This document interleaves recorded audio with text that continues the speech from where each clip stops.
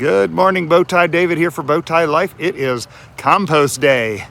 And let's take a look real quick and discuss some of the options with compost as my friend back here brings me another load. He's already brought me one bucket.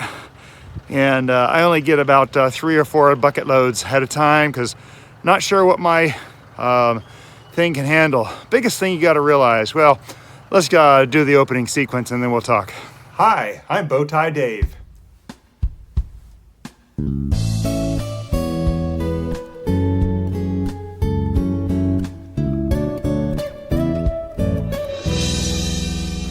So if you're just coming along finding us, be sure to subscribe to Bowtie Life on YouTube.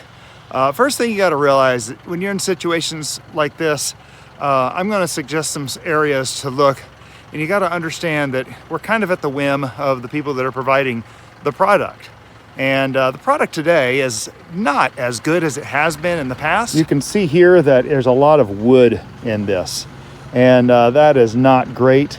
I've had better, but I'm going to use it anyway. I can use it anyway because I'm a gardener.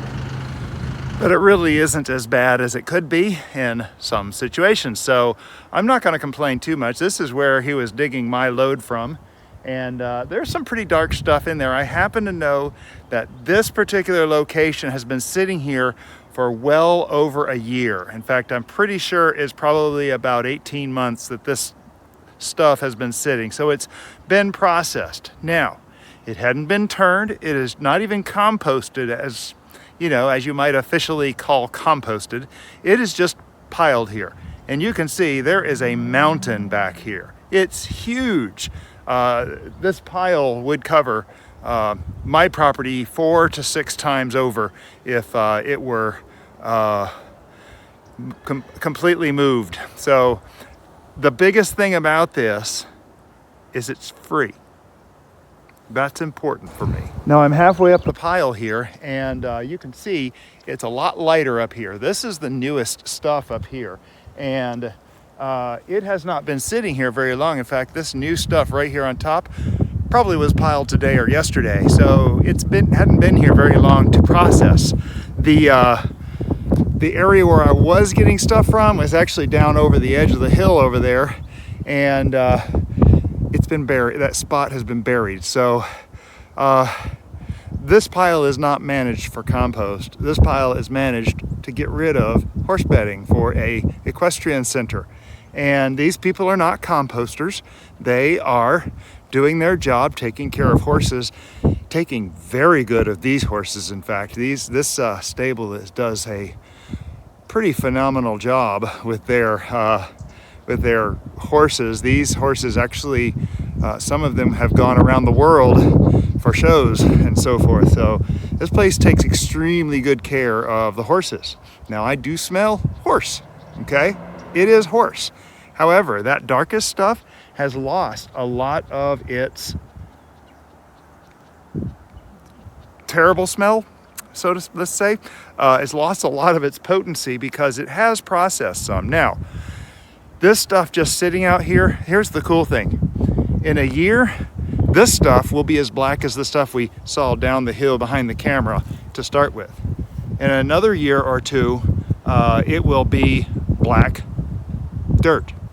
And that's ultimately what we're wanting to. Now I'm coming over the backside of this hill here, and I'm standing about 8 or 10 feet above the level of that bottom down there. But that bottom is where I first started getting my compost, and it was as black as that dark back there. It was black compost.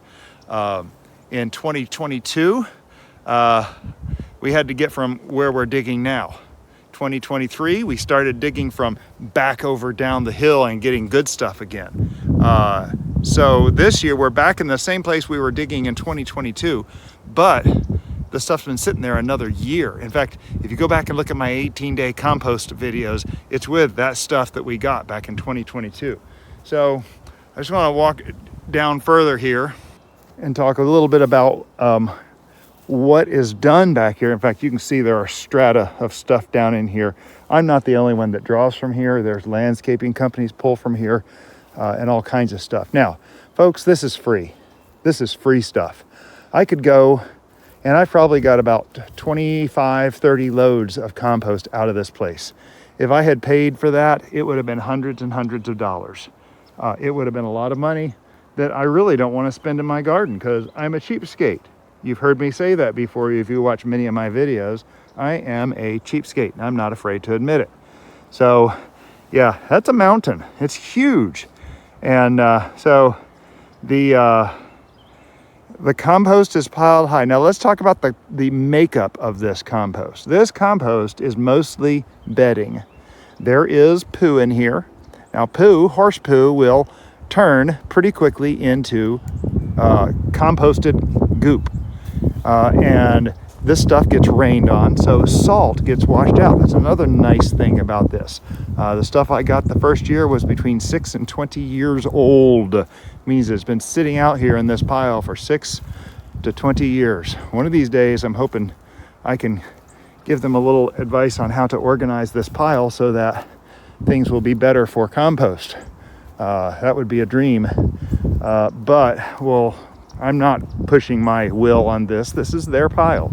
They can do what they want to. Key thing, free, people. Free. This is an equestrian center. A lot of places have piles like this. Farms. A lot of farms have piles like this. I've seen some of the farms we watch on YouTube that have literal mountains of goat poo and cow poo and all this other stuff that they just can't really get rid of. And they just basically wait for it to rot itself down. And that's not great for some people, especially if they don't have the space. So the key thing is to look for places that have animals, and lots of them. And there are plenty of places out there that you can ask, and they're more than happy to let you dig it yourself, or may even help, like this place, be nice enough to help you load your trailer, which is what Shannon did for me here. And so free is free, and beggars can't be choosers. Now, there are a lot of options. I happen to know there's a chicken farm up north of here, about 15 miles. Well, hey there, aren't you a regal looking fella? And it's a chicken farm, and the previous owner used to go up there and get pickup loads from there every year and put it on the garden. And so there are plenty of options. The key thing is finding those rural areas where you can talk to farmers and find out if something like that is available. And keep asking. Local restaurants, favorite local hangouts is always a good place to go look. So, and talk to those old-time farmers. Let's bring this back home. So I'm pulling out in my new Durango, my new to me Durango, and this is the load that is going to test Junior. His name is Junior. He is a gray 2004 Dodge Durango, which means he's a V8, which is very nice. Might even talk about that one day. But pulling a very heavy load. We're gonna see if he can pull this all the way home. And of course, Junior made it home just fine. Looking really good. The wheels are looking a little bit flat, but that's because it's holding 4 yards of, you know it, compost. Here we go, time to unload. This is gonna take a couple hours. So now begins the laborious task of unloading all that by hand. And it's more like running a marathon. You gotta use your tools efficiently. And I got 3 tools here that are kind of common in this situation. You might actually think these 2 are the more common, but this one too, this is a pitchfork of some sort. I'm sure there might be a better arrangement. This pitchfork is light, and these shovels, anyone who's dug anything is familiar with a shovel, I hope. We have a flat nose shovel, we have a round nose shovel. And I want to talk a little bit about efficiency in using your tools like I do normally at this point, because if you use one of these tools, you're gonna wear yourself out real fast. Now, here's the deal. Approximately 4 yards of compost will be 40 of these wheelbarrows. Each wheelbarrow will be about 10 shovelfuls or forkfuls of compost, approximately. It's not exact, it's approximate, okay? I've done some measurements, I've got a rough idea, it's within a few square feet. So, that's the rules here. So I'm going to be making 400 scoops with either a shovel or a fork, okay? Count this up here, right? 400 strokes, which is a lot. And then I'm going to take it back and dump it. So if you're going to go 400 times in here and do this,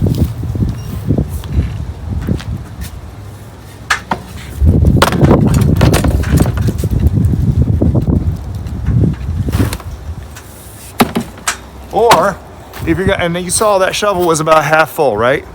Or if you come in 400 times, which means if it's half full, you're going to be doing 800 strokes. Or with a fork, watch how this goes in.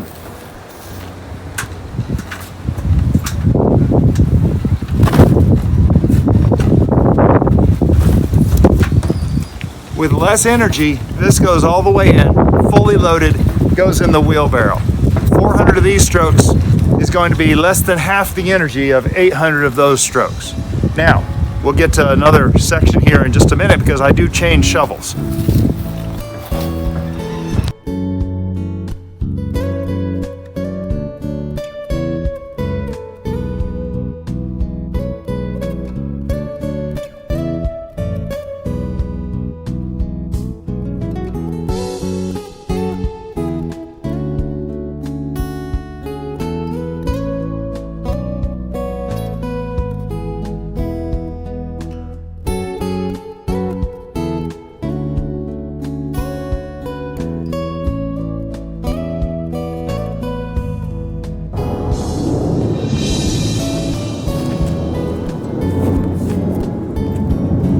So the very final thing I'll say about moving compost efficiently is the flat nose shovel does have a purpose too, cleaning up the excess.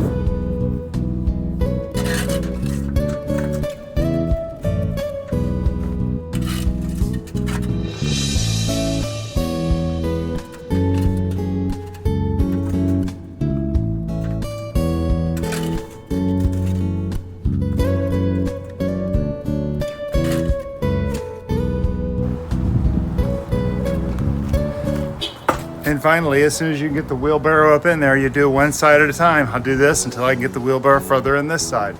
Do that side until I get the wheelbarrow further in this side. Work side to side, all the way to the front of the trailer, and then it's done.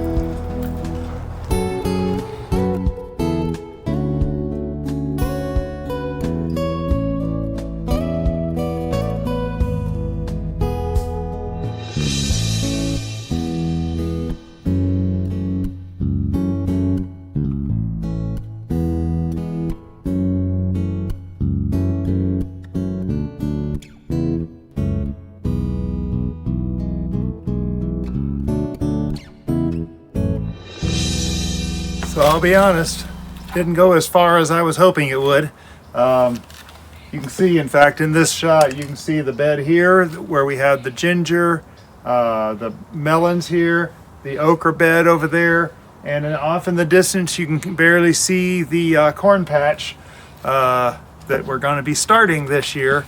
And we got compost on all three of those. They're going to sit for a few months and kind of gel and get ready to go, and hopefully be good beds for this next year. Now, as far as the content of the compost, I just want to talk about a few things here. The content of the compost. Of course, this particular stuff is bedding. There's all kinds of beddings that there can be for animal compost, for cows and goats and even rabbits, llamas, all kinds of stuff that you can use. Now, some of those animal byproducts require more composting, and so you should be familiar with what you're getting. Don't be afraid to ask questions. There are places that I would not get animal waste from for my garden. Just simply put, I wouldn't do it because I don't like what they do and I don't like the chemicals they use. This particular place we visited today, they do a good job. They do very high quality stuff. The hay that they use is from a special place that it's good clean hay, etc. So anyway, the animal waste, of course, it depends on some. Like I said, some animal waste needs more composting, some does not. I believe rabbit composting and goat compost can go directly in the garden and be beneficial. And of course, mixed in with all this there's an amount of dirt and sand just because of where it comes from. Now, the chemical content in this compost, there may have been some bad stuff in there. Take Roundup, for example. Roundup does have a half-life. That means there's a period at which it doesn't have as much effect. There's a lot of controversy about the cancer-causing aspect of it, but it does have a half-life, number one, and anywhere between 90 and 250 days. Now, this stuff here I know has been sitting there for about 2 years. So just explain what a half-life is. No, I'm not going to worry about that in this video. Anyway, so another thing that I've heard comments about horse waste is the salt content.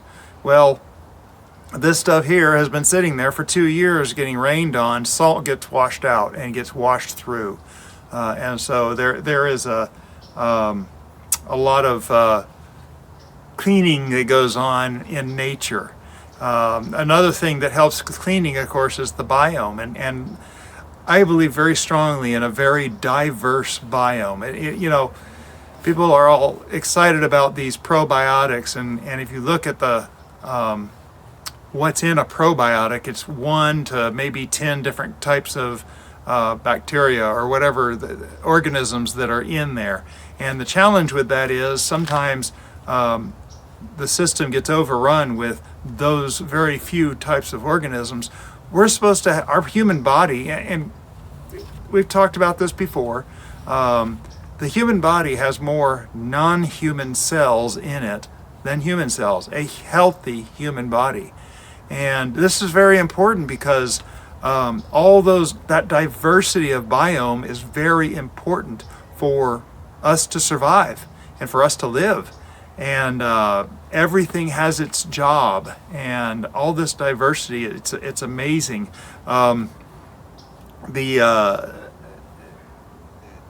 The soil in my beds, I get stuff from a lot of places because I want a very diverse biome. That's the life of the soil. The life of the soil is what makes it nutrient rich for the plants, and I believe very strongly that that's an extremely important aspect. And so we have worms already in our garden. They're going to be eating up through the cardboard that all this particular compost is sitting on. I know it's already happening. I've seen them. And they're going to start working their way into this compost. Now, I will be raking it out and spreading this stuff out so all the cardboard is covered and it stays wet, obviously. And so that helps with the worms. The insects, there's actually, I noticed there's a lot of beetles that our lizards love. So when they wake up this week out of their cold stupor, they're going to be feasting, and it's going to be a very active garden with the lizards. Also the bacteria and the fungus and all the other beneficial microbial activity in here.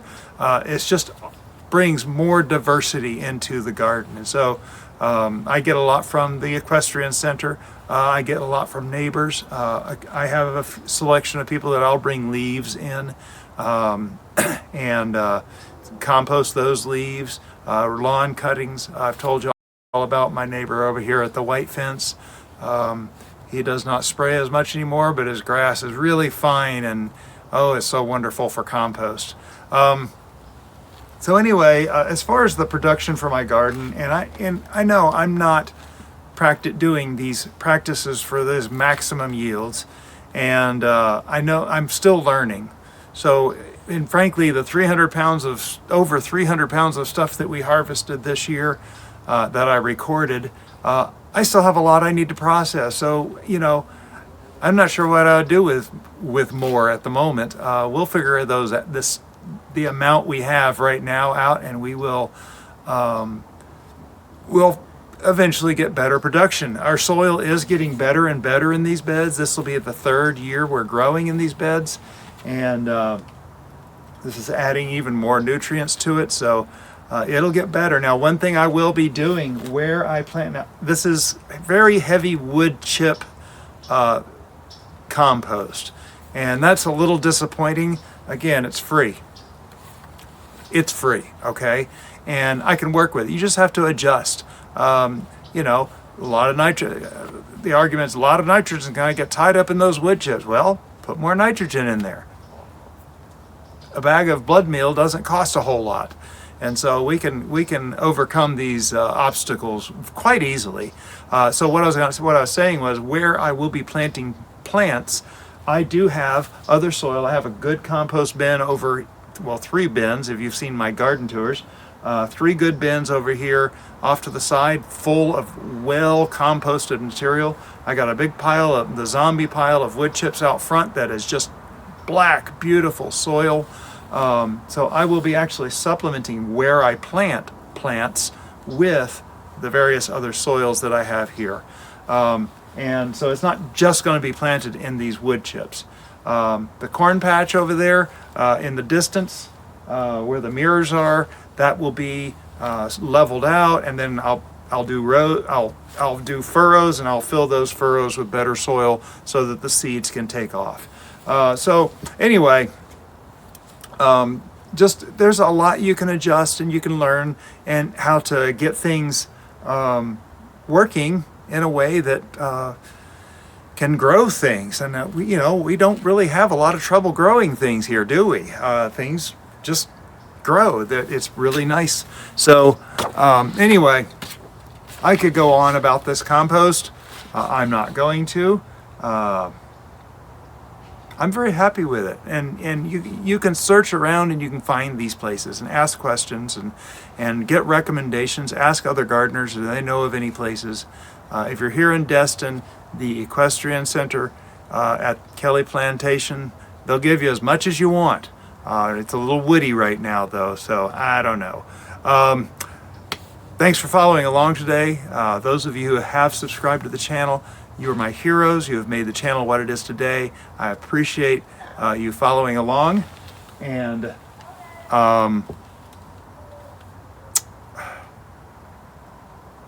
watching our videos.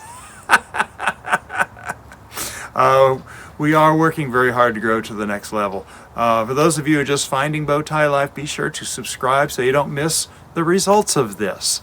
We do a garden tour every single month. We actually do 3 parts. We do the front and side yards, we do the outer beds, and then we do the raised beds, 3 different parts. And we get to see the progress every single month. This is actually my own personal journal of what's going on. I've tried writing things, I've tried photography, I've tried a few different ways, and these videos just really work for me. A lot of times in the mornings when I'm doing my morning routine in the house, I will just play my videos in the background, and they'll remind me of things. I can't tell you how many times they've reminded me, oh, there's something that I hadn't done yet. And my ADD brain gets reminded to go do something, and I'll be able to go and take care of something, little 5-minute jobs. Oh yeah, it's done. There you go. We're good. So be sure to subscribe so you can follow along. Also, if you thought this was at all educational, informational, inspirational, or entertaining, please click the thumbs up on this video and share it on your social media with friends who might like some thoughts and brainstorming on where to get compost for raised beds. So anyway, that's about it. I'm going to try to get another load tomorrow.